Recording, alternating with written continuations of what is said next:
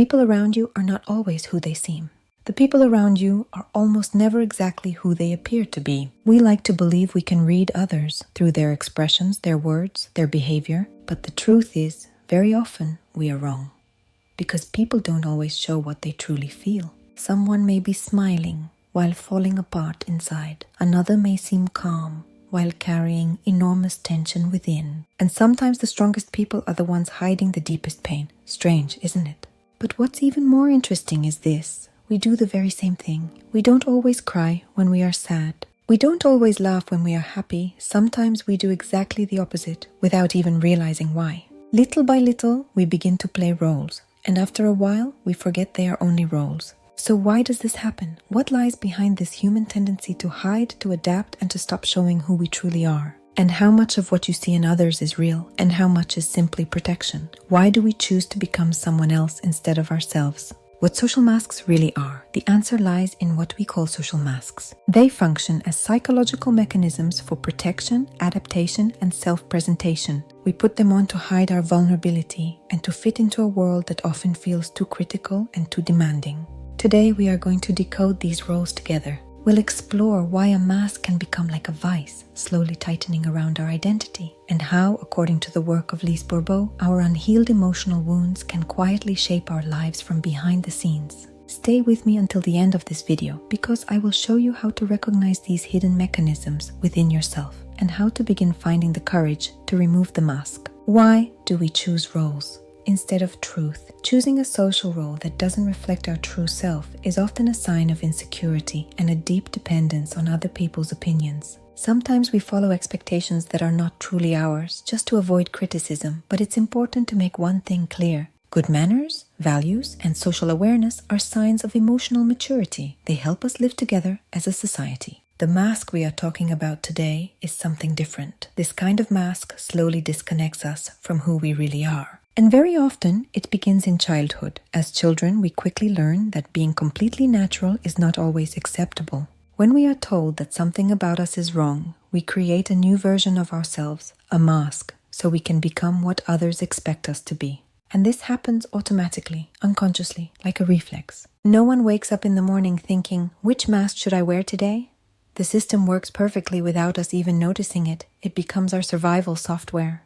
But today we're going to try something different. Today we begin decoding the masks. Let's begin with the first mask, the mask of the runner. It is connected to what is often called the wound of rejection. This is one of the deepest emotional wounds a person can carry. People who wear this mask often live with a quiet inner belief. I don't belong here. I am different. There must be something wrong with me. Because of this belief, they try to become invisible, not physically invisible, emotionally invisible. They avoid attention. They avoid confrontation. They avoid situations where they might be judged, criticized, or rejected. Very often, they escape into imagination, into books, into dreams, into inner worlds that feel safer than reality. Perfectionism is also common here, because somewhere deep inside, there is a belief that love must be earned, that acceptance must be deserved. So they try harder. They become quieter, better, more careful, less noticeable. But the truth is, this is not weakness.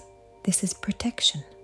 The runner learned very early in life that being fully present felt unsafe. So instead, they learned how to disappear. Sometimes this wound begins even before birth, when a child feels unwanted, unexpected, or not fully welcomed into the world.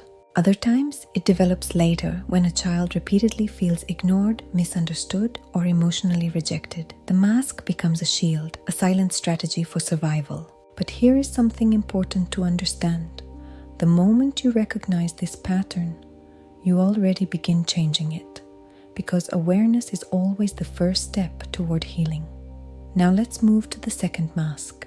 The mask of the dependent. It is connected to what is often called the wound of abandonment. People who carry this wound often live with a deep inner fear. I cannot manage on my own. Their emotional world is strongly connected to the presence of others. Relationships become their main source of safety, their main source of reassurance, their main source of stability. Because of this, they often take on one of two roles, the rescuer or the one who needs rescuing, sometimes both. They may become extremely caring, deeply devoted, and always available for others. But behind this devotion, there is often a quiet fear. If I am not needed, I might be left. This pattern does not appear randomly. Very often, it begins early in childhood, especially when emotional presence was missing. When the child needed support but had to grow up too quickly, or when connection felt uncertain, so the mask became protection, a way to stay close, a way to stay safe. But healing begins the moment a person discovers something powerful. The safest place they can return to is themselves.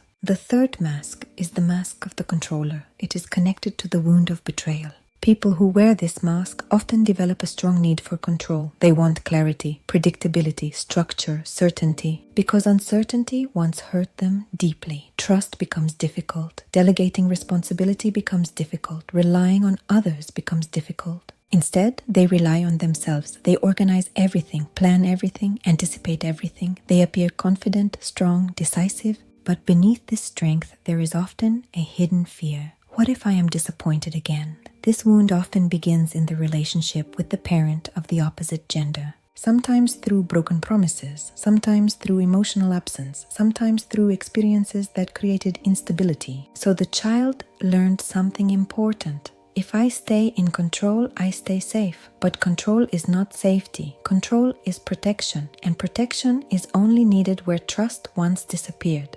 Healing begins when control slowly transforms into confidence. Confidence in life, confidence in others, and most importantly, confidence in oneself.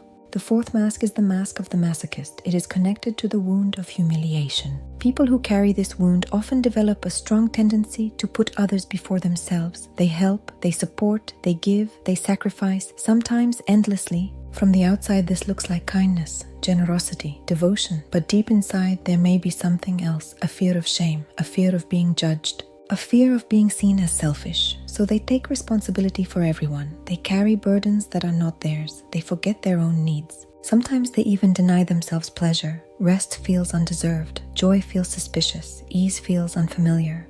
This pattern often begins in childhood, when the child was criticized publicly, shamed, or made to feel wrong for natural behavior, so the mask appeared. A silent promise: if I take care of everyone else, no one will shame me again. But true healing begins the moment a person understands their worth does not depend on how much they give to others. The fifth mask is the mask of the rigid. It is connected to the wound of injustice.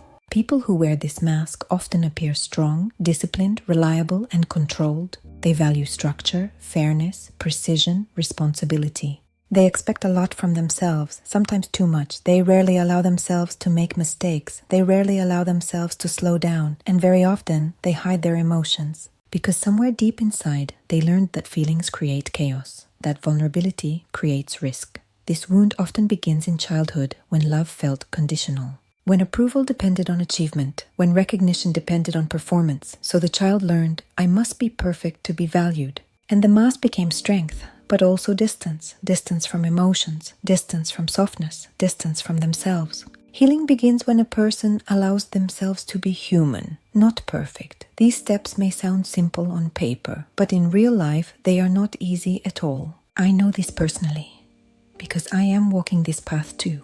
Several years ago, I found the courage to join a psychotherapy group. For the first time, I allowed myself to relax, to share honestly, to understand the inner mechanisms that had guided me for so many years. That moment changed my life, and the journey continues even today.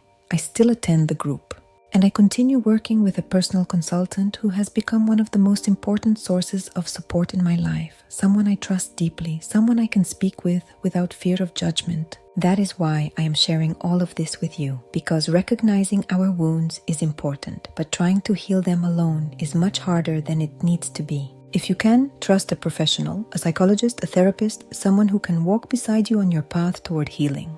You deserve to live without masks. The key to happiness is the freedom to be yourself, to shine with your own light instead of reflecting someone else's. No mask can be worn forever without becoming heavy, without becoming painful. So let us take responsibility for our own healing. Because the moment you put down the shield, you begin to feel something extraordinary, the lightness of simply being yourself. Thank you for being here with me. And now I would love to ask you something. Which mask feels the heaviest in your life today? Tell me in the comments. Let's talk about it together.